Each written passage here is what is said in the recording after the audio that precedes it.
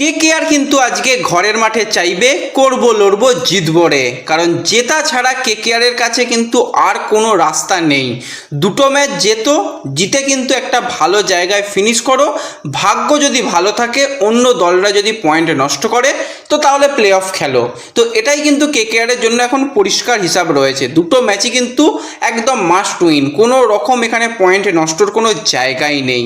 তো মুম্বাই ইন্ডিয়ান্সের বিরুদ্ধে কিন্তু কেকেআর অবশ্যই চাইবে একটা বড় জয় তুলে নিয়ে পয়েন্ট টেবিলের একদম নিচের দিকে রয়েছে, সেখান থেকে লাফিয়ে বেশ অনেকটা উপরের দিকে উঠে আসার। তো আজকে বেশ কিছু ইন্টারেস্টিং চেঞ্জ কেকেআর করতে চলেছে প্লেইং 11-এ। কী চেঞ্জ হচ্ছে মুম্বাইয়ের বিরুদ্ধে সমস্তটা নিয়েই আলোচনা রয়েছে এই ভিডিওতে। তাই ভিডিও শুরু করার আগে একটাই রিকোয়েস্ট, চ্যানেলে যারা প্রথমবারের জন্য এসেছো মনে করে চ্যানেলটাকে সাবস্ক্রাইব, এবং যারা ফেসবুক ইনস্টা থেকে দেখছো ফলো করে নিও, তাহলে প্রিয় দলের খেলার সমস্ত লেটেস্ট আপডেট পেয়ে যাবে। তো কেকেআর কিন্তু মুম্বাই ইন্ডিয়ান্সের বিরুদ্ধে কিছু তো চেঞ্জ করবে, কারণ বেশ কিছু প্লেয়ারকে নিয়ে সমস্যা রয়েছে, এবং মুম্বাইও চাইবে তারা কিন্তু আজকে ম্যাচ জিতে 8 পয়েন্টে রয়েছে, নিচের দিকে রয়েছে। যে কোনো মুহূর্তে Lucknow super giant last match জিতলে আবার তারা 10 পয়েন্টে পৌঁছে যাবে। তার আগে মুম্বাই চাইবে না দরকার নেই, 10 পয়েন্টেই থাকবো, কিন্তু 9 নম্বর পজিশানে থাকবো। শেষ ম্যাচ যদি আবার জিতে যাই 12 পয়েন্টে থাকবো, তাহলেও অনেকটা উপরের দিকে থাকবো। তো কেকেআর কিন্তু আজকে 12 ম্যাচে 11 পয়েন্ট নিয়ে পয়েন্ট টেবিলের 8 নম্বর পজিশানে রয়েছে। কেকেআর যদি পুরো 2 পয়েন্ট পায় এবং অবশ্যই নেট রান রেট যদি একটু ভালো রাখে, কেকেআর কিন্তু 8 নম্বর পজিশান থেকে লাফিয়ে 5 নম্বর পজিশানে চলে আসবে এবং প্লে অফের খুব কাছাকাছিতে পৌঁছে যাবে। তো মুম্বাই ইন্ডিয়ান্স দল কিন্তু খুবই ওয়েল ব্যালেন্স দল, এবং মুম্বাইয়ের হয়ে হার্দিক পান্ডিয়া কিন্তু আজকে খেলবে, কোনো রকম সমস্যা নেই শোনা যাচ্ছে। কিন্তু মুম্বাই ম্যাচ খেলতে নামার আগে তাদের গুরুত্বপূর্ণ দুজন প্লেয়ার ছিটকে গেছে, তার মধ্যে ওপেনার কিউডিকে তাকে কিন্তু পাওয়া যাচ্ছে না, এবং আরও একজন প্লেয়ার সেও কিন্তু ছিটকে গেছে। তো খুব একটা তাতে মুম্বাইয়ের সমস্যা নেই, মুম্বাইও তো প্লে অফের রাস্তা থেকে ছিটকে গেছে, এবং দুটো ম্যাচে তারা দুটোই জিততে চাইবে। হার্দিক পান্ডিয়া ফিরতে পারে, তার সম্ভাবনা প্রবল রয়েছে। হার্দিক পুরোপুরি ফিট এবং সে প্র্যাকটিসও করেছে অবশ্যই খুবই ভালোভাবে, এবং তার সাথে কিন্তু সূর্যকুমারও খেলবে, এবং তার সাথে রোহিত শর্মা খেলবে, জসপ্রীত বুমরা খেলবে। ওয়েল ব্যালেন্স দল হিসাবে কিন্তু আজকে মুম্বাই নামতে চলেছে। তো যদি আমরা মুম্বাইয়ের কথা বলি, অবশ্যই রায়ান রিকেলটন কিন্তু এই ইডেনে জ্বলে উঠতে পারে, কারণ ইডেনে অবশ্যই একটা দ্রুত গতির আউটফিল্ড রয়েছে, সেখানে ভালো যদি ব্যাটিং করে, এবং রোহিত শর্মা তো ইডেনে আলাদাই কিছু খেলে। তো সেক্ষেত্রে রায়ান রিকেলটন রোহিতের জুটিকে ভাঙাটা কিন্তু ভীষণ ভীষণ কঠিন হবে। এবং তারপর নামান্দির যেও কিন্তু স্পিনটা যথেষ্ট ভালো খেলতে পারে, এবং তিলক সেও কিন্তু খুবই ভালো স্পিন খেলতে পারে। তো মিডল অর্ডারে কিন্তু স্পিনারদের বিরুদ্ধে এরা কিন্তু যথেষ্ট ভালো ব্যাট করতে পারবে।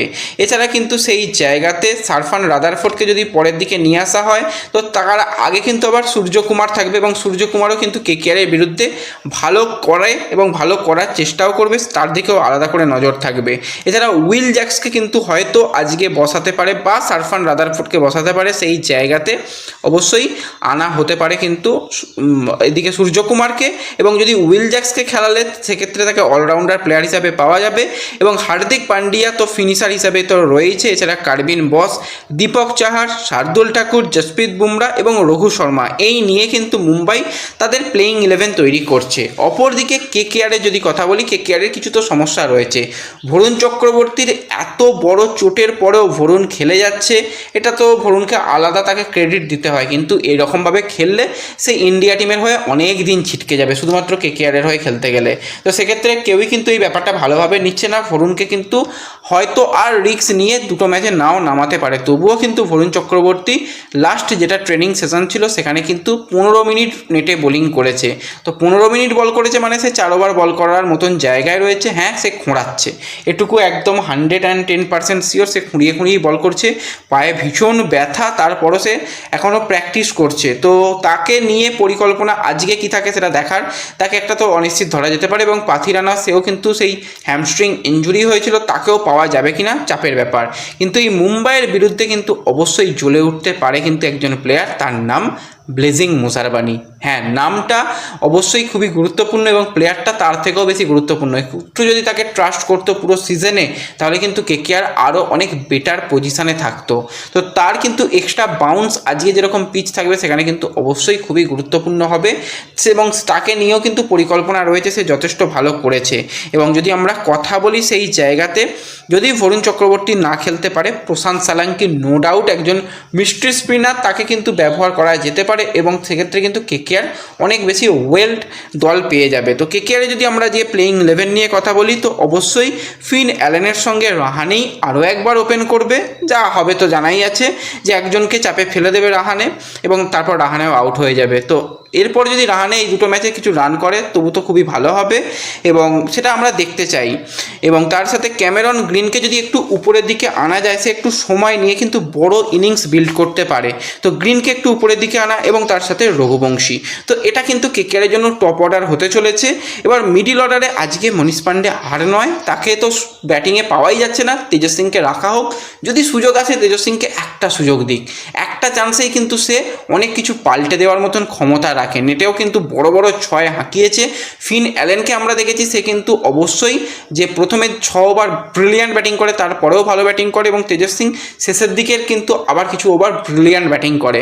তো তেজস সিং এবং রিঙ্কুকে তার আগেই পাঠানো হোক, তেজস সিংকে ফিনিশার হিসাবে ব্যবহার করা হোক, এবং তারপরে কিন্তু সুনীল নারিন রয়েছে, যাকে দিয়ে কিন্তু অবশ্যই স্পিনটাকে যথেষ্ট ভালো করার চেষ্টা করবে। অনুকূল রয়কেও কিন্তু আজকে জ্বলে উঠতে হবে মুম্বাইয়ের বিরুদ্ধে।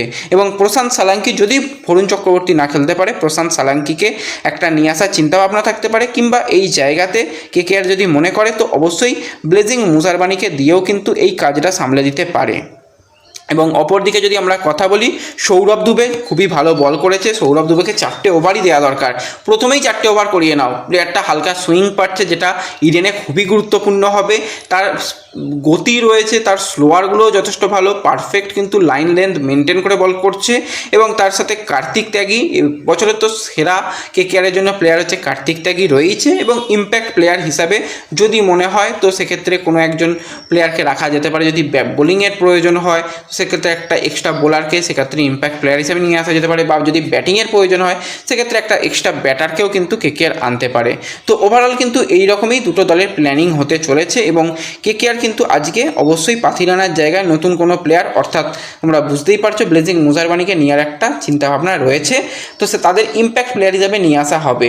এবং সেই জায়গাতে অবশ্যই রহমান পাউলকেও যদি প্রয়োজন হয় ব্যাটিংয়ের জন্য এক প্লেয়ার করতে পারে, এটাই কিন্তু কেকেআরের জন্য হতে চলেছে। এবং হ্যাঁ, খাতার কলমে অঙ্ক বা ক্যালকুলেটর নিয়ে অঙ্ক মেলাতে গেলে অঙ্ক ভীষণ কঠিন হয়ে গেছে রাজস্থান রয়্যালস জেতার পর। সেই জন্য আমরা অতটাও তোমাদের মধ্যে বলিনি বা প্রচার করিনি যে কেকেআর কোয়ালিফাই করবে, কারণ রাজস্থানের সবথেকে বেশি চান্স রয়েছে। রাজস্থান অলরেডি একটা জিতে গিয়ে তারা 14 পয়েন্ট পর্যন্ত পৌঁছে গেছে, আর একটা ম্যাচ জিতে গেলেই কিন্তু তারা তো একদম কেল্লা ফতে করে দিচ্ছে, তারা কিন্তু একদম 16 পয়েন্ট নিয়ে কোয়ালিফাই করে যাবে। তো সেক্ষেত্রে পাঞ্জাব লাস্ট ম্যাচ জিতলে তারা সর্বোচ্চ 15 পয়েন্টে যেতে পারবে, কেকেআর সর্বোচ্চ 15 পয়েন্ট পর্যন্তই যেতে পারবে। তো কেকেআরকে তাকিয়ে থাকতে হবে পাঞ্জাবের দিকে, রাজস্থানের দিকে, তারা যেন শেষ দুটো ম্যাচটাই হেরে যায়, দুটো দলই যেন হেরে যায়, এবং কেকেআর যেন দুটো ম্যাচই জিতে যায় এবং ভালো নেট রান রেটে, তবেই কেকেআর কোয়ালিফাই করতে পারবে। কঠিন অঙ্ক সেসব বাদ রেখে নেক্সট ইয়ারের কথা ভেবে নতুন কিছু প্লেয়ারকে সুযোগ দিয়ে ম্যাচটা জেতাটাই বুদ্ধিমানের কাজ হবে। তো তোমাদের কি ম্যাচ নিয়ে এক্সাইটমেন্ট রয়েছে অবশ্যই কমেন্টে জানিও। ভিডিও ভালো লাগলে লাইক শেয়ার করে দিও, চ্যানেলে প্রথমবারের জন্য এলে সাবস্ক্রাইব করে নিও। দেখা হবে পরবর্তী ভিডিওতে, ধন্যবাদ।